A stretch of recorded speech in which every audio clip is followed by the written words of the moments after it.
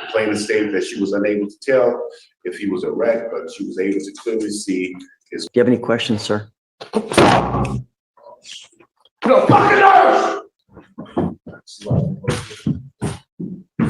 All right, guys, we've got a crazy court hearing today with this lunatic. Sovereign citizen who is being charged with indecent exposure for touching himself in public while staring down a female. This dude completely snaps like you guys just saw, and his lower looks so uncomfortable. I actually feel so bad for it because you could just see her regretting every decision that led up to her representing. This guy, like, imagine going through years of law school just to end up sitting next to that. I mean, Judge Fleur is over it. The courtroom is a mess and this whole thing goes off the rails real fast. Let's go ahead and dive in and let me know what you guys think about this case while we watch here. Good morning, sir. What was the last name again? Lane, Brandon Lane, yeah.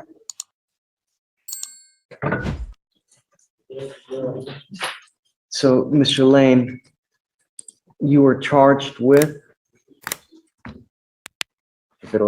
All right, you were charged with indecent exposure. You wanted to do the PC on indecent? Yes, Your Honor. You're charged with indecent exposure. You are facing up to 6 months in jail and/or a $2,000 fine. We're going to do probable cause. You have the right to remain silent. Anything you say can or will be used against you. You have the right to have an attorney present during any questions and interviews with the state of Texas. If you cannot afford a lawyer will be appointed to represent you, sir. May 26, 2024, officers were dispatched to a defendant touching his private area at the Metro-owned downtown transit center located on 1900 Main Street, Harris County, Texas. The officer was advised by Metro Dispatch that the complainant called and stated that the defendant was exposing himself to her. The complainant told officers that the defendant was a black male in a blue hoodie and boarded a Metro bus, and then ultimately pointed the bus that he had boarded. Individuals matching the description, and the complainant witness confirmed that that was the same person. Complainant stated that the defendant followed her from across the street, pulled out his penis, and started exposing it to her and looking at her. She further stated that the defendant began stroking his penis back and forth with his hands, looking at her without speaking, approximately 5 to 10 feet away. The complainant stated that she was unable to tell if he was erect, but she was able to clearly see his penis as he was stroking. Your Honor, after speaking with my client, the officers approached 2 males.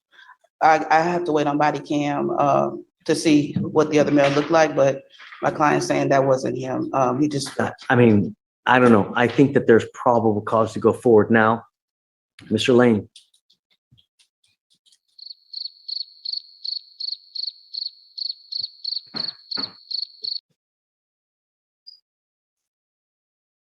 Mr. Lane, we will get the body cam to ensure and see if that is in fact you, because we don't know. All we know is that we have someone that has identified you. I will try to have them get the body. Do you have it now? What evidence do you have now? This is a brand new case, Your Honor. This is the 26th, so I don't know. There's nothing in yet, so I literally just wrote this up before I came to court. Okay, I will, Mr. Lane, I will try to have them get the information and the body cams as quick as possible so we can verify that it is you. I would say let's try hopefully a week. The problem is that I can't give you a PR bond because you continue to take off on us. I had your evading arrest at 7503 because we can't get you here. So, okay. Do you have any questions, sir?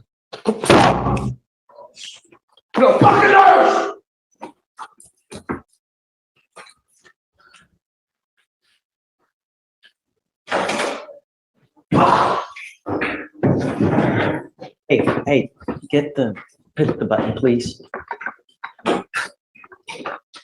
Yes.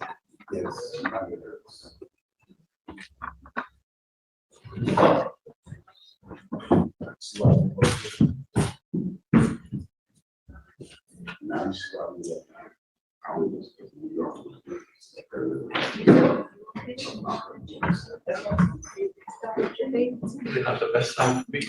I don't know if it was necessary to give it to see.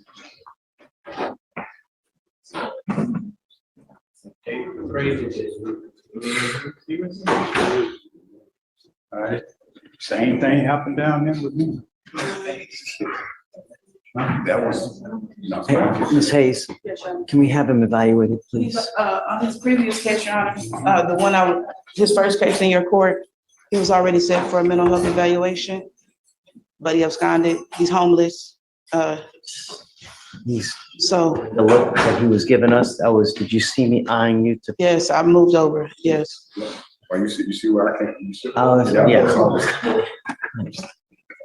He's pretty coherent when I'm speaking with him, but I've seen the episode I coming just, about.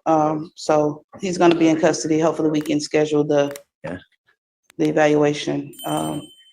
I'll speak to the CLO and go from there. for sure. Thank you.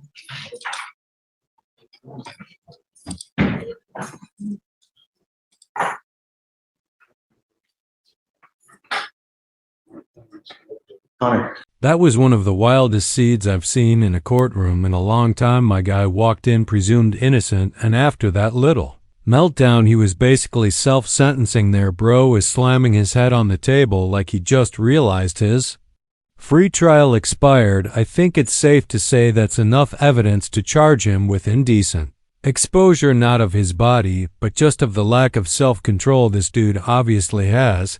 But I just want to say props to the attorney, too, because she was backing away so smoothly, like she already knew her client was about to transform into the Hulk. You just know she's so done with this nonsense after that little mean mug he was giving the judge there. She's probably already mentally drafting the "I regret to inform you that I can no longer represent you" eel. But anyways, let's go ahead and dive into the next court hearing and watch Judge Boy to absolutely torch everybody for talking over her when she's just trying to call up the cases.